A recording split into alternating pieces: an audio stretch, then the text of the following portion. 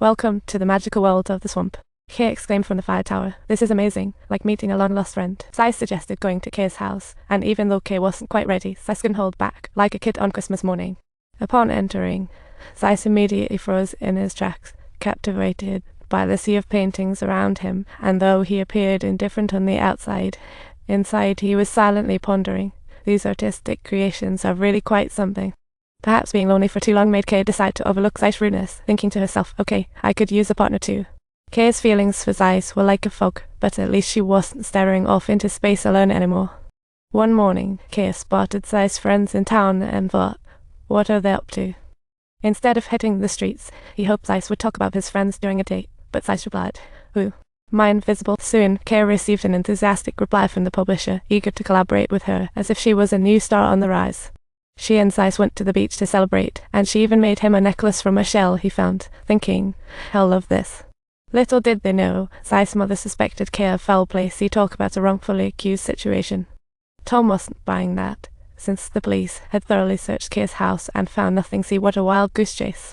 Fast forward to 1969. 6 years later, Tate finally returned and found Sice and Kay in the midst of their love story, feeling all kinds. She felt a bit down, but decided to enjoy the show from a distance, like a spectator at a drama.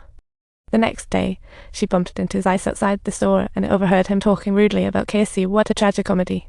Tate quickly intervened, but Sice shot back in anger, and soon they were on the verge of a brawl. See, it felt like a scene from a variety show. That night, Tate went to find Kay, but she was exceptionally agitated, thinking to herself, perhaps it would be for the best if you, Mr. Revival, just didn't come at all. She apologized for her earlier actions, as if she were starring in her very own internal melodrama. I thought you couldn't leave Marcia and were disconnected from the world. I thought I had to choose you over everything else, but it turns out other things were what mattered. She sighed in regret, and in the end Tate seemed to revert to her old self.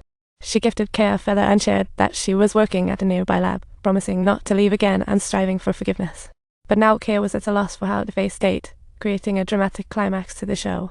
The next day, while shopping in town, Kay unexpectedly ran into her boyfriend Sice, thinking, what a day to have a meltdown. While they were chatting, 3 of Sice's friends appeared in the distance, and Kay thought, this scene just got real. She anticipated Sice introducing her to friends, but then his fiancée showed up like a secret agent. As Sice walked away holding the girl's hand, Kay felt like she was struck by lightning, realizing she had been fooling herself all along, thinking, what a joke I am. Fighting back tears, she returned home, but before she could process it, a loud engine noise made her. Kay quickly hid in the woods, thinking, self-rescue, here I come. As soon as she saw Sice enter the room, Sice cursed loudly inside, but with no one to vent to. Kay thought, poor guy, how boring. Kay finally realized she had to live alone again, thinking, alright, I'm a strong, independent woman. Soon, her first book was published, and she received a whopping $5,000 advance. Talk about a surprise. She could finally pay off the back taxes owed by her father and secured ownership of 310 acres of land. See, now that's a cherry on top. Her brother Judy also got a copy of her book and was shocked to find out Kay was living in town the whole time, murmuring, how intriguing. Besides Kay, Judy hadn't found siblings and felt down, yearning for reunion. Their mother had passed away years before, and Judy learned this from their aunt, a reality that felt surreal. Learning from his aunt that the mother longed for her children and tried to bring them back made Judy's heart ache, like watching a tragic play. Their dad turned down her request, and though she tried to gather money for a lawyer, she ultimately passed away from illness. See how tragic. The siblings reunited and were incredibly happy, as if they were reliving the joyful moments of their childhood. Judy promised frequent visits, like a caring big brother, but Kay and Sice won't reconcile, the scene expanding. With the privilege, Sice felt insulted and sought out Kay for reconciliation, putting on quite the princely act. Inside, Kay was adamant, I don't want to get back together. Pushed to the edge, Sice struck her, desperately trying to conquer her with fire. Kay vowed not to give in, fighting back angrily and picking up a stone to strike back. See, it was true eye for an eye justice. She quickly gathered her things, preparing to make a run, like an escape artist straight out of a drama. In the end, she sailed deep into the swamp, and when Sice came looking, he found no trace of her. Like searching for her face. When Kay returned home, she found her room in shambles, thinking, Sice is such a little wrecking ball. Kay had a realization that with guys like Sice, she had to deliver the final blow herself to feel at peace.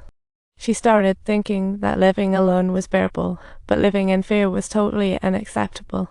She finally understood why her mother left. She could not repeat that cycle of living in constant fear. That night, Tate came to see Kay, and upon finding her living alone, thought, "This woman has real character." She encouraged Kay not to give up and said, "If it gets too tough, just remember to call me, see, don't go hacking your hands off."